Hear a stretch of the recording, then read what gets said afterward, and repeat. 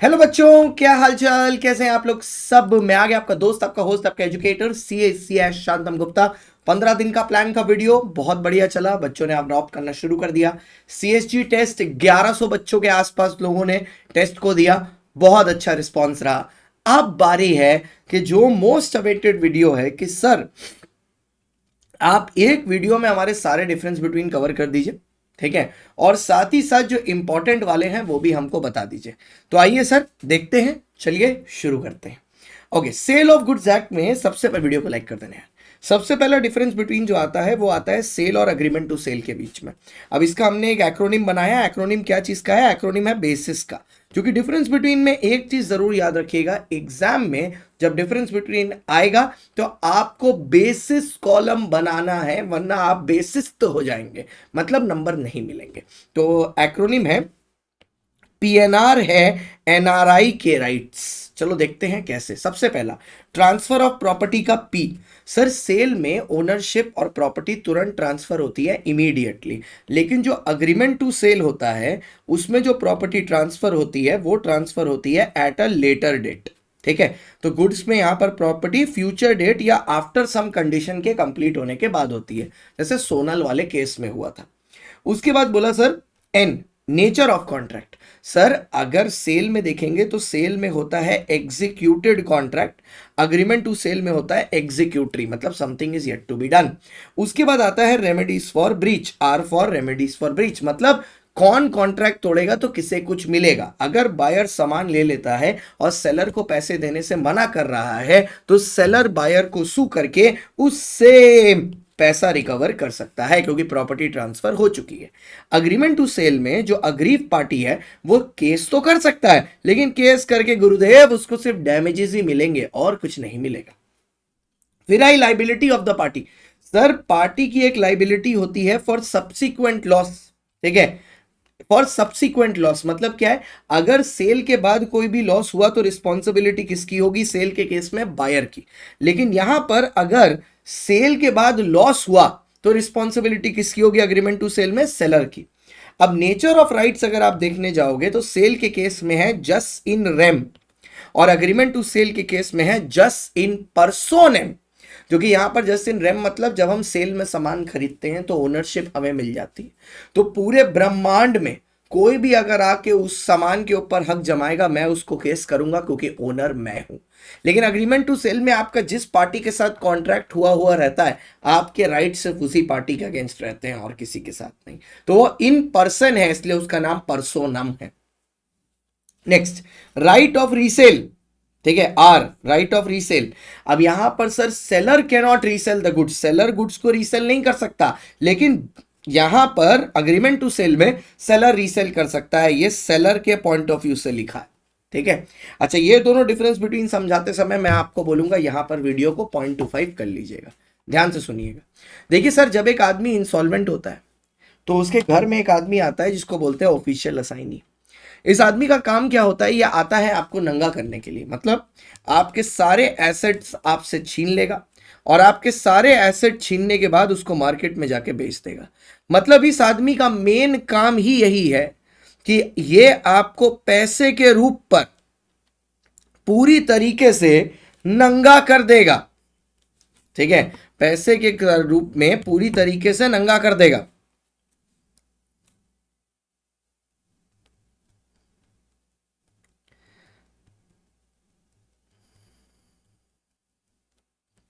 ठीक है, पैसे के रूप में पूरी तरीके से नंगा कर देगा। तो ये ऑफिशियल असाइनी होता है जो आपसे आपके एसेट लेके मार्केट में सबको बेच देता है।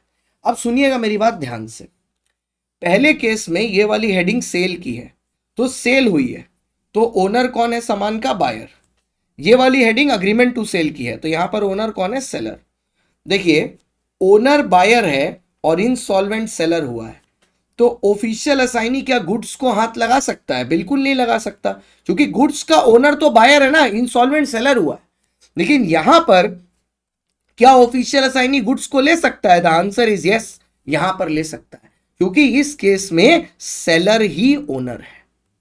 अगर बायर इंसॉल्वेंट हो जाए तो क्या ऑफिशियल असाइनी गुड्स को ले सकता है? द आंसर इज यस, यहां ले पाएगा। और अग्रीमेंट टू सेल में अगर बायर इंसॉल्वेंट हो जाए कोई फर्क नहीं पड़ता, ऑफिशियल असाइनी सामान को हाथ ही नहीं लगा सकता, क्योंकि सामान बायर का थोड़ी ना है, सामान तो सेलर का है। ठीक है, तो ये आपका पहला डिफरेंस बिटवीन हो गया कि पीएनआर है एनआरआई के राइट्स, पीएनआर है एनआरआई के राइट्स। ठीक है, एनआरआई के राइट्स, पीएनआर है एनआरआई के राइट्स। हाँ, तो ये राइट्स के साथ ये लाइबिलिटी पी आ गया, पीएनआर में पी से 2 हो गए, एक पी से प्रॉपर्टी एक पी से पार्टी।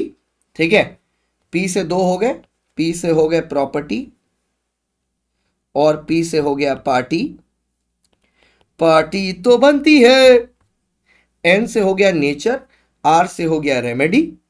ठीक है, राइट से हो गया राइट्स या एनआरआई भी पकड़ सकते हो तुम, और आई से हो गया इंसॉल्वेंसी, खत्म। ठीक है, एन से हो गया नेचर, राइट से राइट्स हो गया, आई से हो गया इंसॉल्वेंसी, खत्म। अच्छा, next difference between condition and warranty. अब देखो सर, मैंने ना एक्रोनिम सिर्फ उन चीजों के बनाए हैं जो या तो थोड़े डिफिकल्ट हैं या तो मेरे को लगता है इंपॉर्टेंट है। अगर कोई इंपॉर्टेंट नहीं है ना तो उसके मैंने एक्रोनिम नहीं बनाया, और अभी मैं इसको एंड करते टाइम ना आपको बता भी दूंगा इंपॉर्टेंट कौन से, नहीं करवा ऑलमोस्ट सब दूंगा।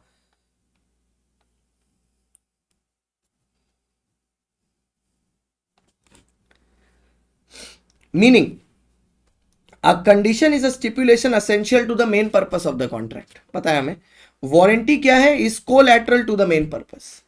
Right in case of breach, condition के केस में क्या होता है, आप कॉन्ट्रैक्ट को कैंसिल भी कर सकते हो और डैमेजेस भी ले सकते हो। वारंटी क्या है, सिर्फ डैमेजेस मिलेंगे। सर कंडीशन में आप कंडीशन को वारंटी जैसा ट्रीट कर सकते हो, लेकिन वारंटी को आप कंडीशन नहीं बना सकते। ठीक है, तो ये हो गया sir MRC. MRC meaning rights of breach और कन्वर्जन, और इसको एमसीबी भी बोल सकते हो। वो एमसीबी घर में लगाते हैं ना, एमसीबी, तो देखो एमसीबी बन गया, M for meaning, C for conversion, R B for breach, MCB. ठीक है, नेक्स्ट, सेल और हायर परचेस। पीपीटी में पेपर फ्रॉम आरटीआई। अच्छा, पीपीटी में paper from RTI, PPT, PPT में पेपर फ्रॉम आरटीआई, आरटीआई। ठीक है, तो पीपी में पेपर फ्रॉम आरटीआई। सेल और हायर परचेस में क्या डिफरेंस है? सबसे पहले सर, सेल में प्रॉपर्टी इमीडिएटली ट्रांसफर होता है, सामान खरीदा आपका। हायर परचेस में जब आप पूरी हायर चार्जेस पेमेंट कर देते हो, सारे इंस्टॉलमेंट पेमेंट कर देते हो लास्ट तक, तब ओनरशिप ट्रांसफर हो सकती है। सेल के केस में जो बायर होता है वो ओनर होता है। हायर परचेस के केस में जो हायरर होता है वो बेली होता है, क्योंकि वो सामान को सिर्फ इस्तेमाल करेगा। सेल के केस में आप कॉन्ट्रैक्ट टर्मिनेट नहीं कर सकते। एक बार आपने सामान खरीद लिया, अब पैसा तो पेमेंट करना पड़ेगा ना, आप वापस तो नहीं कर सकते। ये मिंत्रा या अमेजॉन या फ्लिपकार्ट तो चल नहीं रहा है। हायर परचेस में एकदम आराम से होता है। आपने अगर कल से रेंटल पेमेंट या इंस्टॉलमेंट पेमेंट बंद कर दिया, वो आदमी आएगा, सामान उठाएगा, चला जाएगा। Burden of risk of insolvency. Sir sale के केस में अगर बायर इंसॉल्वेंट हो गया ना, सेलर रोते रोते मर जाएगा, क्योंकि ओनरशिप ट्रांसफर हो गई है, पैसा बीच में फंस जाएगा उसका। ठीक है, लेकिन हायर परचेस में अगर सामने वाला जिसको आपने अपनी गाड़ी दी है, मान लो उबर को, और उबर इंसॉल्वेंट भी होगा, क्या होगा? आप 2 आंसू बहाओगे और जाके अपनी गाड़ी वापस लेके आ जाओगे, क्योंकि ओनर तो आप हो ना। नेक्स्ट, ट्रांसफर ऑफ टाइटल और रीसेल, दोनों साथ में समझना। आप तभी कोई चीज किसी दूसरे को बेच सकते हो जब आपके पास ओनरशिप हो। कॉमन सेंस वाली बात है, आप ओनर होगे तभी ना कोई चीज दूसरे को बेच पाओगे। तो सेल के केस में क्योंकि बायर ओनर है तो वो रीसेल भी कर सकता है, और बायर से जो आदमी खरीदेगा उसको बोनाफाइड टाइटल भी मिलेगा। बोनाफाइड मतलब वो ऑनेस्ट परचेजर भी होगा। कॉमन सेंस सोच के देखो ना, अगर मैं कोई चीज का लीगल ओनर हूं और मैं तुमको बेचता हूं तो तुम भी लीगल, क्योंकि मैं लीगल था। लेकिन अगर मैं ही लीगल नहीं हूं, हायर परचेजर ही लीगल नहीं है, ठीक है, वो तो लीगल आदमी है ही नहीं, उसके पास तो ओनरशिप है ही नहीं, तो क्या वो रीसेल कर सकता है? नहीं। तो जिसने उससे खरीदा, क्या उसको वैलिड टाइटल मिलेगा? उसको भी नहीं मिलेगा। इसीलिए आप सेक्शन 30 में जाके देखो, transfer of title by non owners के एक्सेप्शन में एक पॉइंट है ना, where the owner is the seller and the goods are with the buyer, उसमें देखना रिटर्न ऑन सेल, सेल और रिटर्न बेसिस को वैलिड बोलते हैं, लेकिन उसमें भी लिखा हुआ है अदर देन हायर परचेस, क्योंकि हायर पर लिया हुआ सामान ना कभी आप किसी और को नहीं बेच सकते, वरना तो यार पूरी दुनिया में तुम सोचो किस लेवल के स्कैम होते हैं। एक आदमी ने अपना घर किसी को दिया रहने के लिए, वो टेनेंट बेच के भाग गया किसी दूसरे को। अब सामने वाला बोनाफाइड है, वो बोलता भाई मैंने तो ऑनेस्टी से पैसा दिया। इसीलिए हायर परचेस में सामने वाले का भी कोई राइट नहीं होगा। अब ये सामने वाले को भी पता है, इसलिए वो पहले पूरा कॉशन आजमाता है, पेपर चेक करता है, सब कुछ देखता है, इससे पहले सामान खरीदे। समझ में आई बात? इसलिए हायर परचेस को बाहर रखा गया। तो हायर परचेस पर जो section number 27 transfer of title by non owners है ना, वो भी नहीं काम करेगा, वो भी नहीं लगेगा, एक्सेप्शन में फॉल नहीं करेगा ये। अच्छा, सेल और बेलमेंट में आते हैं, ठीक है। इसमें भी पहले पी से ट्रांसफर ऑफ प्रॉपर्टी, आर से रिटर्न, सी से consideration.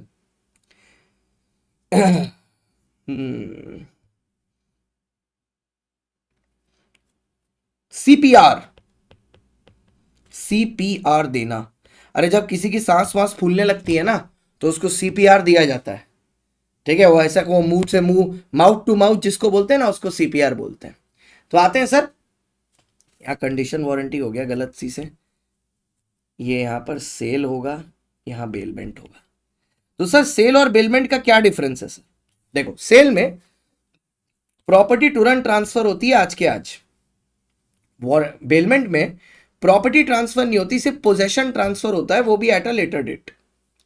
Return of goods, sale के केस में गुड्स में रिटर्न होता है, ठीक है, नहीं पॉसिबल है। अगर आपने एक बार सामान खरीद लिया, रिटर्न नहीं होता सर, लेकिन मिंत्रा में तो होता है। अरे मिंत्रा वो करना पड़ता है उनको, अगर वो ये नहीं अलाउ करेंगे ना, उनका धंधा बंद हो जाएगा, इसीलिए तो वो लोग लॉस मेकिंग है। आप कोई किराने के नॉर्मल दुकान में जाके देखो, एक बार सामान खरीद लो, कभी आपको पैसा वापस नहीं करेगा। अगर वो कर रहा है तो वो बड़ा व्यापारी कभी नहीं बनेगा। तो रिटर्न ऑफ गुड्स नहीं होता, आपने खरीद लिया, अब आपका है सामान, ठीक है। लेकिन बेलमेंट के केस में बेली के पास सामान है, वो तो पोजेशन ही ट्रांसफर हुआ ना, उसको तो सामान वापस करना ही पड़ेगा। तुमने अपने दोस्त के गैरेज में गाड़ी खड़ी की, आज तुम वापस लेने आओगे, मना थोड़ी ना करेगा तुमको। नेक्स्ट, सी कंसिडरेशन। देखो सर, सेल में हमेशा प्राइस कंसिडरेशन रहेगी, फ्री में कभी नहीं होता। लेकिन बेलमेंट अगर आपको याद हो, वो ग्रेचुटस नॉन ग्रेचुटस दोनों होता है, और ग्रेचुटस का मतलब ही फ्री होता है। I think sale of goods act के सारे हो गए, तो यहां पर कोई स्टैंप, टाइम स्टैंप लगा देना, सेल ऑफ गुड्स एक्ट के सारे हो गए, टाइम स्टैंप लगा देना कोई।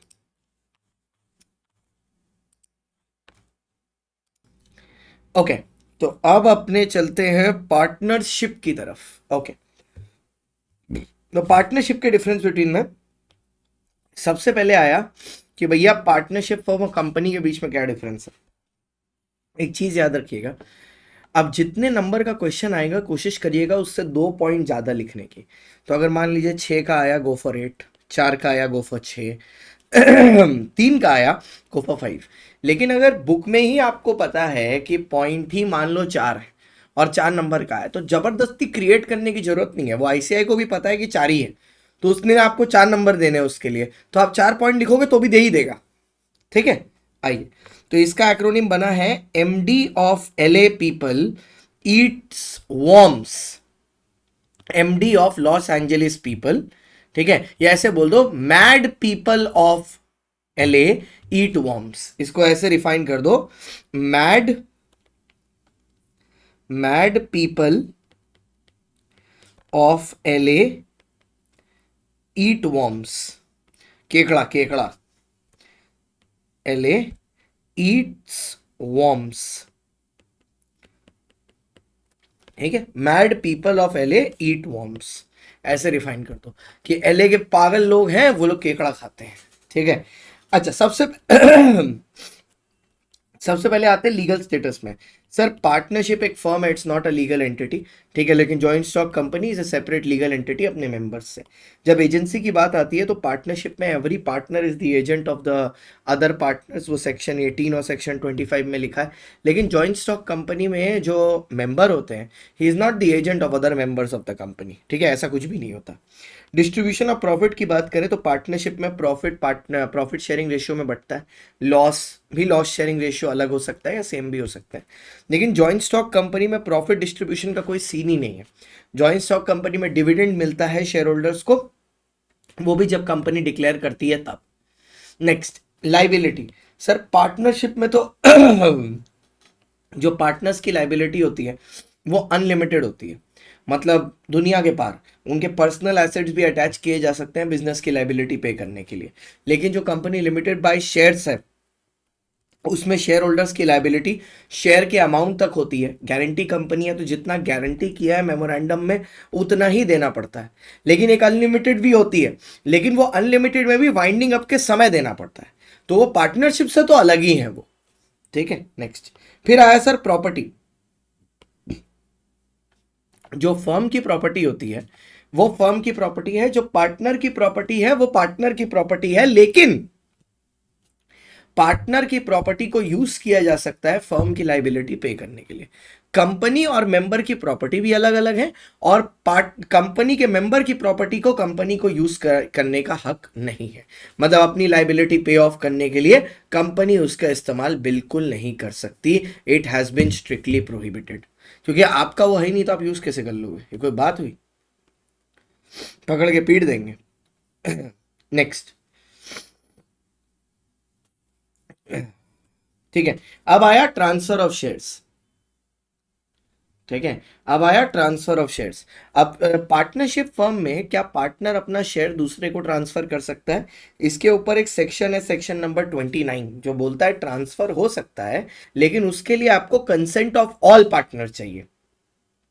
ठीक है, तो अब आप इसको दो तरीके से लिख सकते हो। या तो आप ऐसे लिखो, a share in the partnership firm can not be transferred unless the consent of all partners. या आप ऐसे भी लिख सकते हो, share in the partnership firm can only be transferred with the consent of all partner, इधर ये या ये। ठीक है, लेकिन कंपनी के केस में आप फ्रीली ट्रांसफर कर सकते हो। एक्स वाई को दे सकता है, वाई जेड को दे सकता है, जेड एफ को दे सकता है, जिसको देना है। तो मैनेजमेंट की जब बात करें तो पार्टनरशिप फर्म में अग्रीमेंट के बेसिस पर मैनेजमेंट होती है। जैसा पार्टनर्स के बीच में अग्रीमेंट है, उस अग्रीमेंट में जो चीजें लिखी हैं उसके बेसिस पर मैनेजमेंट होती है, उसके बेसिस पर एंटाइटलमेंट होती है। लेकिन कंपनी में, ठीक है, कंपनी में ये होती है by directors who are appointed by the members in the general meeting. Members appoint करते हैं तब डायरेक्टर जाके लड़ते हैं। Registration. Sir registration partnership firm की कंपलसरी नहीं होती, कंपनी के 2013 में है। Winding up, partnership firm can be dissolved किसी भी समय, सारे पार्टनर्स का कंसेंट होगा, बंद हो जाएगा। लेकिन कंपनी में ना बेटा, आप इंटरमीडिएट में जाओगे तब हम बताएंगे, वैसे तो फाउंडेशन में बताते हैं। कंपनियों के लिए ना स्पेशल कोर्ट बना हुआ है, कंपनियों के लिए एक अलग से कोर्ट है, नेशनल कंपनी लॉ ट्राइब्यूनल। तो बेसिकली होता क्या है, अगर मेरे को किसी कंपनी से रिलेटेड विवाद है तो मैं उसको एनसीएलटी में अपील करता हूं, और एनसीएलटी उस केस को टेकअप करती है। अगर एनसीएलटी उस केस को गलत डिसाइड करती है, मैं हैप्पी नहीं हूं, तो मैं हाई कोर्ट के पास जा सकता हूं। ये रखा गया है बेसिकली स्पेशल कोर्ट को, जिससे क्विक रेजोल्यूशन हो। अब नंबर ऑफ मेंबरशिप की बात आए तो सबसे फनी बात यह है कि पार्टनरशिप में कितने पार्टनर हो सकते हैं वो पार्टनरशिप एक्ट में लिखा ही नहीं है, वो कंपनीज एक्ट में लिखा है। वो कंपनीज एक्ट का सेक्शन 464 है, उसमें लिखा है कि पार्टनरशिप में 100 पार्टनर से ज्यादा नहीं हो सकता एट एनी टाइम। जिसमें भी अभी वो 100 है एक्ट में लिखा हुआ, लेकिन रूल्स उसको कम ज्यादा कर सकते हैं। तो अभी वो लिमिट 50 है। ये वैसा ही है जैसे स्मॉल कंपनी की हायर लिमिट 10 करोड़ तक जा सकती है, लेकिन अभी उसको 4 करोड़ करके रखा गया है। लेकिन कंपनी के केस में पब्लिक कंपनी में कितने भी मेंबर हो सकते हैं, प्राइवेट कंपनी में मैक्सिमम 200 है। अब आप देख रहे हो यहां पर इतने सारे डिफरेंस बिटवीन है, सब नहीं करने आपको। अब आप सोचो मैक्सिमम मार्क्स कितने का आ सकता है, 7 नंबर का क्वेश्चन, ठीक है, उससे ज्यादा का नहीं आएगा। अब 7 में 2 9 जोड़ के 9 पॉइंट कर लो, खत्म कहानी, उससे ज्यादा करने की जरूरत नहीं है। नस, ड्यूरेशन ऑफ एग्जिस्टेंस। सर और वैसे भी देखो आईसीआई इतना भी इजी नहीं करेगा, बीकॉम नहीं है ये कि आपको 7 नंबर के लिए इन दोनों में डिफरेंस बिटवीन पूछ ले। अगर वो हुआ तब तो फिर किसी बच्चे को लॉ में फेल ही नहीं होना है। अगर 7 नंबर के लिए डिफरेंस बिटवीन पूछ रहा है इतना लप्पू, तो उसमें तो भैया आपको फेल हो ही नहीं सकते आप। Duration of existence. अब देखो सर, जो कॉन्ट्रैक्ट है पार्टनरशिप फर्म में, अगर किसी पार्टनर की डेथ होती है या किसी पार्टनर की इंसॉल्वेंसी होती है, ध्यान से सुनना, हाँ, डेथ होती है या इंसॉल्वेंसी होती है, अगर जो डीड है पार्टनरशिप डीड, अगर वो साइलेंट है, साइलेंट मतलब डीड में कुछ लिखा नहीं है कि एक पार्टनर एक पार्टनर के मरने या इंसॉल्वेंट होने से क्या करना है, तो इस केस में पूरा फर्म बंद हो जाता है, धंधा बंद। लेकिन लेकिन अगर डीड में लिखा है कि एक पार्टनर या डेथ के या इंसॉल्वेंसी के बाद भी आप बिजनेस को कंटिन्यू कर सकते हो, आप बिजनेस को कंटिन्यू रख सकते हो, तो फिर इस केस में इट विल कंटिन्यू, तब फर्म विल कंटिन्यू। इसी को अगर आप याद हो, पार्टनरशिप फर्म में अगर ये साइलेंट है तो इसको बोलते हैं डिसोल्यूशन ऑफ पार्टनरशिप फर्म, और अगर ये साइलेंट नहीं है तो इसी को रिकॉन्स्टिट्यूशन बोल देते हैं। ये होता है कॉन्सेप्ट की डेप्थ नॉलेज। तो यहां पर ये यही बोलता है कि unless there is a contract to the contrary, मतलब यही कि अनलेस डीड साइलेंट ना हो, डेथ, रिटायरमेंट और insolvency results in dissolution of the firm. यहां पर रिटायरमेंट नहीं होना चाहिए, ये आईसीआई की बहुत बड़ी गलती है।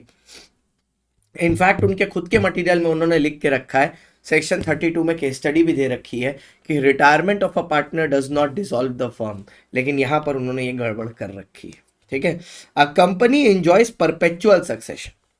ठीक है, कंपनी में परपेचुअल सक्सेशन होता है। आप एक काम करना, अगर ये डिफरेंस बिटवीन लिख रहे हो, रिटायरमेंट मत लिखना, ठीक है, आप ये गलती मत करना। ठीक है, पार्टनरशिप और क्लब का क्या डिफरेंस है, ये डिफरेंस बिटवीन हम हाईली एक्सपेक्ट करते हैं पेपर में। ठीक है, ये वन ऑफ द मेरा मोस्ट एक्सपेक्टेड डिफरेंस है, क्योंकि छोटे छोटे डिफरेंस बिटवीन ना काफी पूछे जाते हैं, तो ये मेरा मोस्ट एक्सपेक्टेड है। ठीक है, तो एक्रोनिम इसका मैंने रखा है ड्राइड, DRIED, ड्राइड, जिसमें सबसे पहले आता है sir mode of creation. Partnership बनती कैसे है, अग्रीमेंट से, लेकिन हिंदू अनडिवाइडेड फैमिली, ये क्या हो गया, पार्टनरशिप और क्लब के, हम्म, हाँ हाँ हाँ हाँ हाँ हाँ हाँ हाँ। अच्छा ठीक है, इसको मैं एंड में वापस से करा दूंगा, ये शायद स्लाइड में मिस हो गया है टाइपिस्ट से, एंड में वापस से करा दूंगा, ठीक है, या इंस्टीट्यूट मटेरियल ही खोल के करा दूंगा। अभी आते हैं पार्टनरशिप और जॉइंट हिंदू फैमिली बिजनेस में, HUF में। ठीक है, देखो सर, एक पार्टनरशिप जो होती है ना वो अग्रीमेंट से क्रिएट होती है, लेकिन जो एक HUF है वो स्टेटस से क्रिएट होता है। एक आदमी पैदा हुआ, HUF का पार्ट बन गया।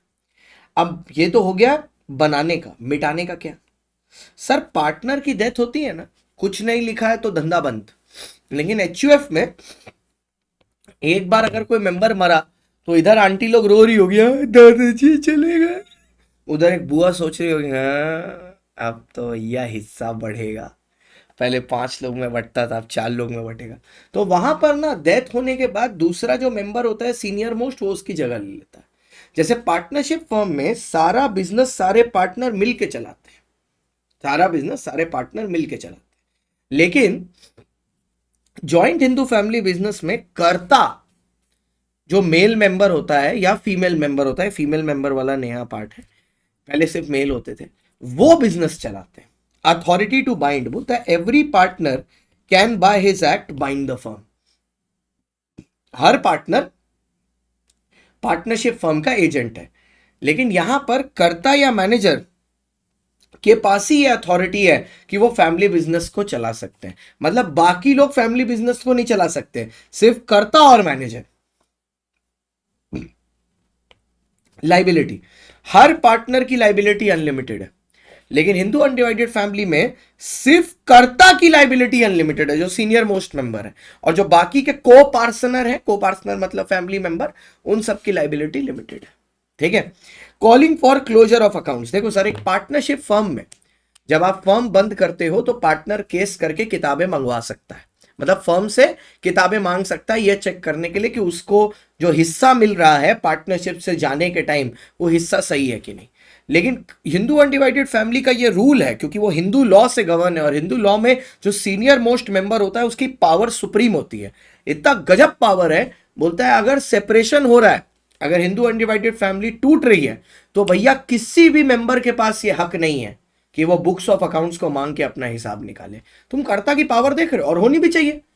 कर्ता बोलेगा ना, भाई एक बात बता, मैं अनलिमिटेड लाइबिलिटी लेके बैठा हूं, मैं पूरा बिजनेस मैनेज कर रहा हूं, प्रॉफिट तुम लोग सब में बट रहा है, खा तुम लोग रहे हो, आज सेपरेशन हो रहा है तो तुम मेरे पे क्वेश्चन उठाओगे? ठीक है। अब जब गवर्निंग लॉ की बात करते हैं तो पार्टनरशिप को गवर्न करता है द इंडियन पार्टनरशिप एक्ट 1932, लेकिन जॉइंट हिंदू फैमिली बिजनेस को कवर करता है द हिंदू लॉ। अब कंटिन्यूटी की बात करें तो सबसे बढ़िया है, फर्म की कंटिन्यूटी स्टेबल है। एक पार्टनर मरा डीड में, अगर मतलब अनस्टेबल है, एक पार्टनर मरा अगर डीड में कुछ नहीं लिखा फर्म बंद हो जाएगा। लेकिन हिंदू अनडिवाइडेड फैमिली बिजनेस में जब तक बिजनेस बट नहीं जाता, डिवाइड नहीं हो जाता, तब तक चले। जब माइनर की बात करें तो देखो सर, माइनर कभी पार्टनर नहीं बन सकता, लेकिन माइनर को बेनिफिट्स के लिए ला सकते हैं, मतलब प्रॉफिट शेयर करने के लिए, लेकिन पार्टनर नहीं बनेगा। लेकिन हिंदू अनडिवाइडेड फैमिली में तो जिस दिन एक बंदा पैदा हुआ, बच्चा पैदा हुआ, बच्चा बच्ची पैदा हुए, उस दिन से उनका हिस्सा हो जाता है बिजनेस में। मतलब मान लो 4 लोग थे, ठीक है, फिर एक की शादी हुई, इनको एक बच्चा हुआ, ठीक है, 5वां मेंबर आ गया ना, 5 पार्टनर बटेगा, सिंपल सी चीज। अब आया sir share in the business. अब पार्टनरशिप फर्म में हर पार्टनर का शेयर होता है, जैसा अग्रीमेंट में लिखा है, लेकिन एचयूएफ में कोई डेफिनेट शेयर नहीं है। क्यों? क्योंकि मान लो 5 लोग हैं, एक का और जन्म हो गया, 6 हो गए। अब देखो रेशियो 100/6 हो जाएगा सबका परसेंटेज, 100 रुपए 6 लोग में बटेगा। 5 लोग थे, एक मर गया, अब 4 लोग में बटेगा, सबका हिस्सा 20% से 25% हो गया। तो डेथ या न्यू बर्थ पर इनका शेयर चेंज होता रहता है, ठीक है। पार्टनरशिप और को ओनरशिप, ये मेरे को हाईली एक्सपेक्टेड है, छोटा सा है ना, ये बहुत बार आ भी चुका है, और ये छोटी मिर्ची है, ये आएगा भी, आ भी सकता है। फ्लिंटस्टोन, एक कार्टून आता था याद में, वो पता नहीं आप लोग ने देखा है नहीं देखा, आप लोग जेनजी जनरेशन हो। फ्लिंटस्टोन, वो लोग पत्थर का सब कुछ बनाते थे, स्टोन एज का कार्टून होता था, उसमें वो था ऐसे पत्थर की गाड़ी उठाता था, गाड़ी में चक्का भी पत्थर का लगा, हाथ से उठा के या बड़ा बड़ू और दौड़ के आते थे लोग। फ्लिंटस्टोन, ठीक है, तो मैं फ्लिंट नहीं करूंगा, फ्लिंट ही कर दूंगा, फ्लिंटस्टोन, ठीक है। तो इसमें सबसे पहले आता है फॉर्मेशन। देखो पार्टनरशिप तो अग्रीमेंट से फॉर्म होगा, इसमें तो कोई बोलने वाली बात ही नहीं है।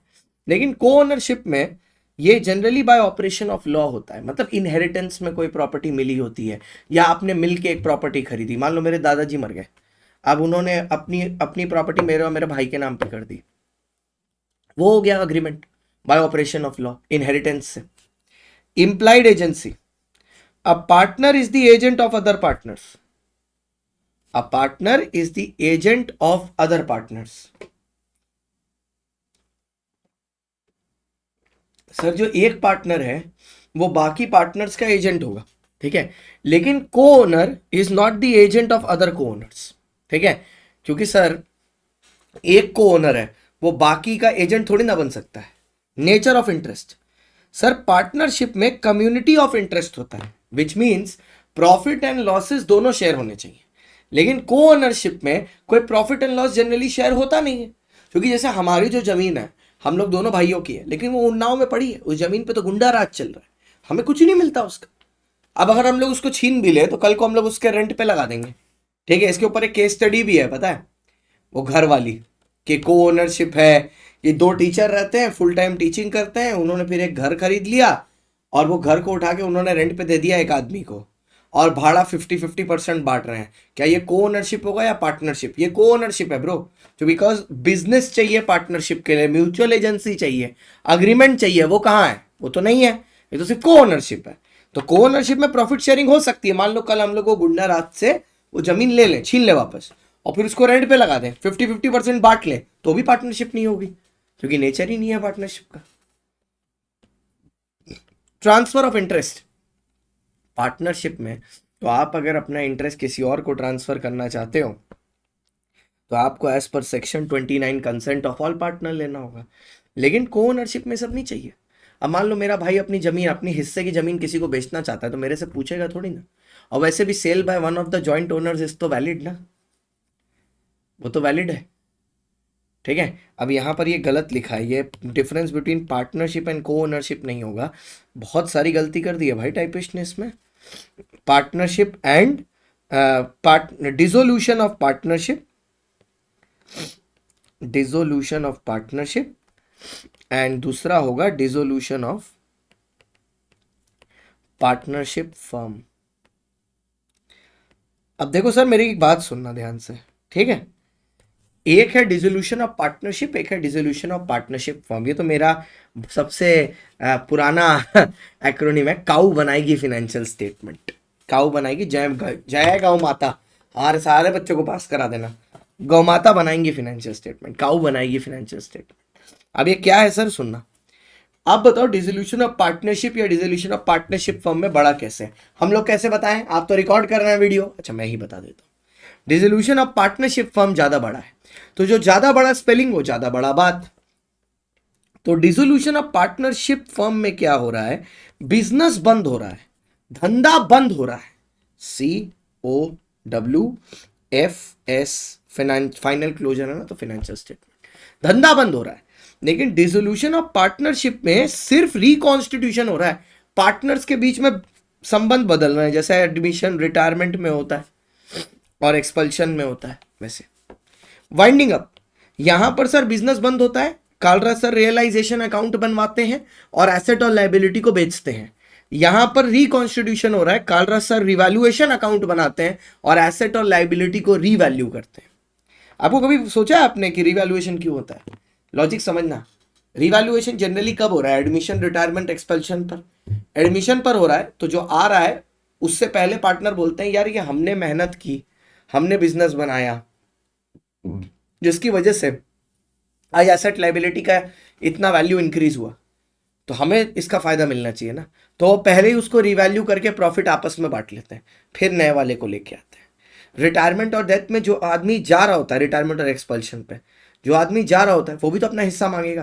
बोलेगा जब हम आए थे तब जमीन खरीदी थी तब 10 लाख की थी, आज वो जमीन 1 करोड़ की है, तो भैया ये जो 90 लाख का इंक्रीमेंट हुआ उसका जो मेरा हिस्सा है वो मेरे को दो, क्योंकि कल को तुम लोग बेचोगे तो थोड़ी ना मैं लेने आऊंगा, मेरा हिसाब करो, मेरे को जान दो। इसलिए रिवैल्यूएशन बनाते हैं। सर क्या dissolution by order of court हो सकता है? हाँ सर, सेक्शन 44, बच्चों का तो ऐसा दर्द है ये सेक्शन। दिसंबर 23 में आया था ये क्वेश्चन इस पर, फिर जून में आया 24 में, फिर सितंबर में आया 24 में, फिर जनवरी में आया 25 में। अब देखो पता देखते हैं मई में आया कि नहीं। अगर मई में ये क्वेश्चन आया तो ये होगा आईसीआई का नया दामाद, सेक्शन 44 डिसोल्यूशन बाय कोर्ट। अभी तक ये एकदम एवरेज चल रहा है 4-4 के रैंकिंग में, section number 23 of sale of goods act से, how to appropriate uncertain goods. अगर ये 5वीं बार आ जाता है मई में तो ये होगा आईसीआई का नया दामाद, नया सोच, नया सिलेबस का नया दामाद। Dissolution of partnership, dissolution of partnership is not ordered by the court. Next, scope, it necessarily involves dissolution of partnership. अगर आप चाहते हैं कि 44 आए तो जरूर आवाज उठाइएगा। कभी कभी पता है बोलते हो और चीजें हो जाती हैं, कोई ना कोई सुन रहा होता है। जैसे देखो हमने इस बार अपील की थी लास्ट टाइम जनवरी के रिजल्ट के लिए कि प्लीज आईसीआई रिजल्ट अच्छा देना, ठीक है। लोग बोल रहे थे अपील नहीं सुनता, ये सुनता, अरे कोई तो सुन रहा होगा कहीं। 18 और 16% दिया था लास्ट टाइम, 21 तक गया ना। तुम बोलो ना, तुम्हारा काम बोलना है, मांगना है, सुनने वाला कहीं ना कहीं कोई ना कोई तो सुनेगा ना, कोई सुनेगा, ठीक है, भरोसा रखो। अच्छा, डिसोल्यूशन ऑफ पार्टनरशिप में इन मे और may not involve dissolution of firm. इसमें फर्म का डिसोल्यूशन हो भी सकता है, नहीं भी हो सकता है। Final closure of books, it involves final closure of books of the firm. Sir dissolution of partnership firm में किताबें बंद हो जाती, ठीक है, यहां पर बिजनेस बंद हो गया, बिजनेस क्लोज। लेकिन डिसोल्यूशन ऑफ पार्टनरशिप में does not involve final closure, यहां बिजनेस चलता रहता है, चलता ही जाएगा, चलता ही जाएगा, चलता ही जाएगा। बिजनेस बंद यहां हो रहा है पार्टनरशिप फर्म वाले में, जिसकी स्पेलिंग बड़ी है। ओके, पार्टनरशिप के भी डिफरेंस बिटवीन हो गए। अच्छा, अब एलएलपी में आते हैं। देखो एलएलपी में 2 तरह के डिफरेंस बिटवीन है, एक है एलएलपी और कंपनी और एक है एलएलपी ऑफ पार्टनरशिप, ठीक है। पहले हम लोग देख रहे हैं एलएलपी एंड कंपनी, जिसमें देखो क्या बोलता है, मनोज जो है एमडी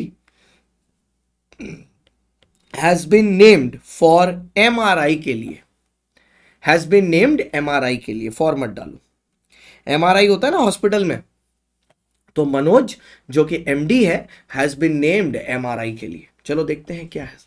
सबसे पहला तो रेगुलेटिंग एक्ट, ये तो मेरे टॉप क्वेश्चंस में भी था। एलएलपी में 2008 है, कंपनी में 2013। अच्छा, एलएलपी में मेंबर्स, एलएलपी में पार्टनर्स बुलाते हैं, एलएलसी में मेंबर बुलाते हैं। यहां पर इंटरनल गवर्नेंस स्ट्रक्चर, ये तो फर्स्ट एमटीपी में भी आया ये क्वेश्चन। इंटरनल गवर्नेंस स्ट्रक्चर कौन देखता है? It is a contract between partners. LLC में it is regulated by the statute, मतलब कंपनीज एक्ट।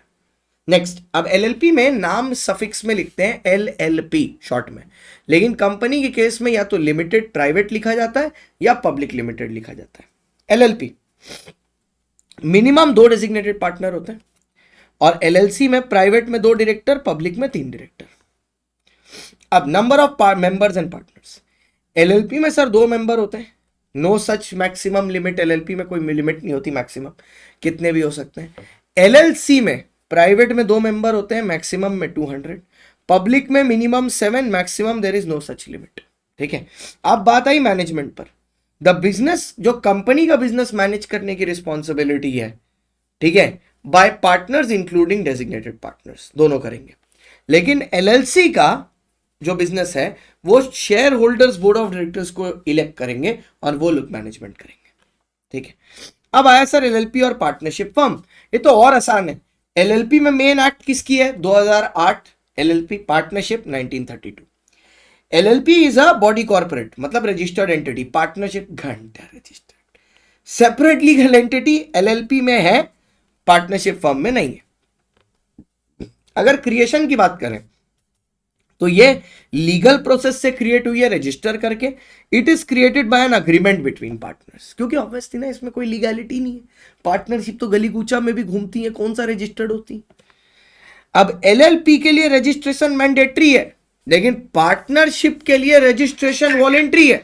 पार्टनरशिप अपने आप को रजिस्टर कर भी सकती है, नहीं भी कर सकती है। जैसे आज हम लोग देखो ये लेक्चर को रिकॉर्ड भी कर सकते थे और लाइव भी ले सकते थे, बट हम लोग ने बोला हम लोग रिकॉर्ड करेंगे, जिससे रिकॉर्ड करने से तुम्हारा कॉन्सेंट्रेशन यहां बना रहे। ठीक है, तो इसीलिए हम लोग ने ये रिकॉर्डिंग पसंद की। सब लोग कमेंट में जरूर बताना आपको ये रिकॉर्डिंग कैसी लगी। Okay, bye bye. नहीं, चलिए आगे बढ़ते हैं। नेक्स्ट, ओके, यहां पर सर रजिस्ट्रेशन इज वॉलेंट्री। ठीक है, पार्टनरशिप फर्म में आप कराना चाहो करा सकते हो। अब इसमें ना एक क्वेश्चन है कि मान लो अगर एक पार्टनरशिप फर्म अनरजिस्टर्ड है, अनरजिस्टर्ड है, और उस फर्म के ऊपर किसी ने उसके साथ फ्रॉड किया। अब देखो, पार्टनरशिप फर्म को केस करने के लिए अपने आप को रजिस्टर्ड रखना पड़ेगा, बट ये रजिस्टर्ड तो है नहीं। अब पार्टनरशिप फर्म तुम्हारी तरह ही सोच रही है कि मैं करूं तो क्या करूं, क्योंकि मैं रजिस्टर्ड तो हूं नहीं, तो मैं करूं तो क्या करूं। तुम्हारी तरह पार्टनरशिप फर्म भी सोच रही है। तो मैंने ना इनको एक एडवाइस दी कि आप एक चोर दरवाजे का इस्तेमाल कर सकते हो। इन्होंने बोला कैसा चोर दरवाजा? मैंने बोला बताता हूं। मैंने बोला आप एक काम करो, आप अपने आप को अब रजिस्टर करा लो, और अब रजिस्टर कराने के बाद आप केस कर दो। तो इन्होंने बोला यार ये भी पॉसिबल है। मैंने बोला अरे चाहो तो सब कुछ है आसान, आप टेंशन किस चीज की ले रहे हो? चाहो तो सब कुछ है आसान। ठीक है, कोई टेंशन नहीं, आप आराम से चाहो तो केस कर सकते हो, कोई दिक्कत नहीं, कर दो। ठीक है, तो अब क्या होगा, आप पहले रजिस्टर करो फिर केस करो। तो ये चीज याद रखना। हो सकता है इसके ऊपर एक घुमा के क्वेश्चन पूछे कि अगर एक पार्टनरशिप फर्म अनरजिस्टर्ड है और उसके साथ किसी ने फ्रॉड किया, what is the course of action. अब जो बच्चे ने ठीक से पढ़ा नहीं हो, पता क्या लिख के आ जाएगा? कुछ नहीं हो सकता, क्योंकि फर्म अनरजिस्टर्ड है। तुम लिखना कुछ हो नहीं सकता क्योंकि फर्म अनरजिस्टर्ड है। लेकिन अगर अब पार्टनरशिप फर्म अपने आप को सेक्शन 58 में रजिस्टर कर ले, ठीक है, तो वो अभी भी सू कर सकता है। और ये लिखा है 58 में, 58, 59, 59 1A। Name of the LLP shall contain the words LLP अंत में, मतलब उसके नाम में शॉर्ट में एलएलपी लिखा होना चाहिए। लेकिन पार्टनरशिप में ऐसी कोई रिक्वायरमेंट नहीं है। यहां पे फिर एक बार बताऊंगा, रिवाइज कराने के लिए। सेक्शन 58 में अगर आप अपने आप को फॉर्म को रजिस्टर करा लिए तो 59 में रजिस्ट्रेशन के बाद आपको आपके नाम के बगल में रजिस्टर्ड लिखना पड़ेगा, ठीक है। परपेचुअल सक्सेशन, सर एलएलपी में परपेचुअल सक्सेशन होता है क्योंकि वो रजिस्टर्ड बॉडी है ना, मेंबर आएंगे जाएंगे मर जाएंगे, एलएलपी चलेगा। पार्टनरशिप फर्म में तो अगर डेथ या इंसेनिटी हो रही है, फिर यहां पर रिटायरमेंट लिख दिया ICI ने। पार्टनरशिप फर्म में अगर डेथ या इंसेनिटी हो रही है या इंसॉल्वेंसी हो रही है, पागल होना, गरीब होना या मर गए, तो भैया अगर डीड साइलेंट है तो फर्म बंद। यहां पर हर पार्टनर की लाइबिलिटी लिमिटेड है up to capital, unless fraud ना किया हो, बट वो फ्रॉड वाला सेक्शन आपका अभी हट चुका है, वो सेक्शन 30 है, वो आपका CA इंटर में चला गया है। यहां पे लाइबिलिटी हर पार्टनर की अनलिमिटेड है, पर्सनल एसेट भी इन्वॉल्व है। यहां पर सर डेजिग्नेटेड पार्टनर एटलीस्ट 2 चाहिए होते हैं, यहां पर कोई डेजिग्नेटेड का प्रोविजन ही नहीं है। यहां कॉमन सील ऑफिशियल सिग्नेचर होता है, वहां कोई वैसा प्रोविजन ही नहीं है। लीगल कंप्लायंस की बात करें तो यहां पर डेजिग्नेटेड पार्टनर रिस्पॉन्सिबल होता है, वहां सारे पार्टनर।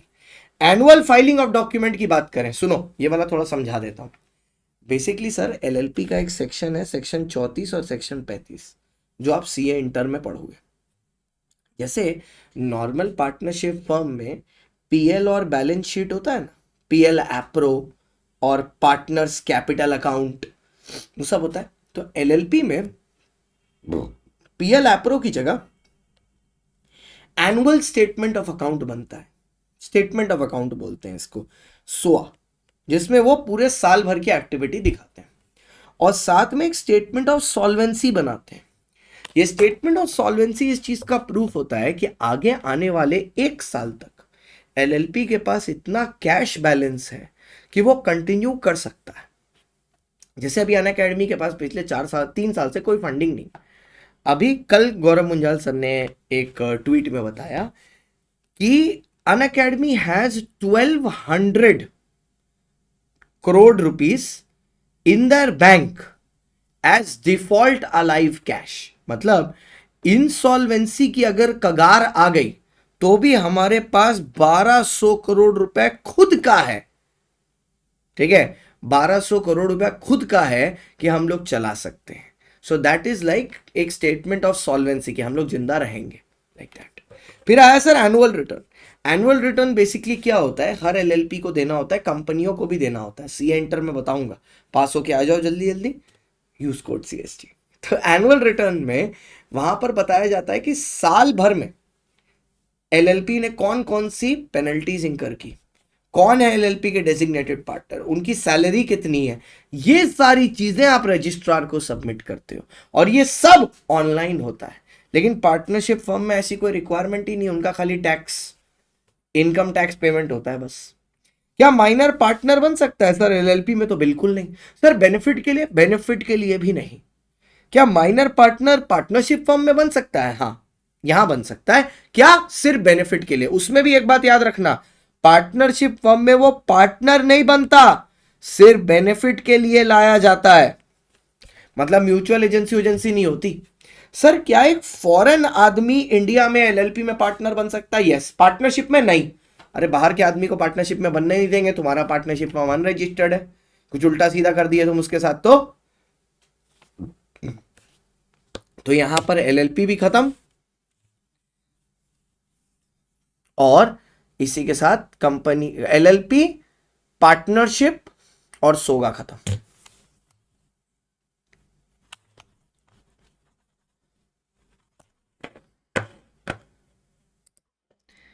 ओके, अब अगला टॉपिक आता है कि नेगोशिएबल इंस्ट्रूमेंट, कि प्रॉमिसरी नोट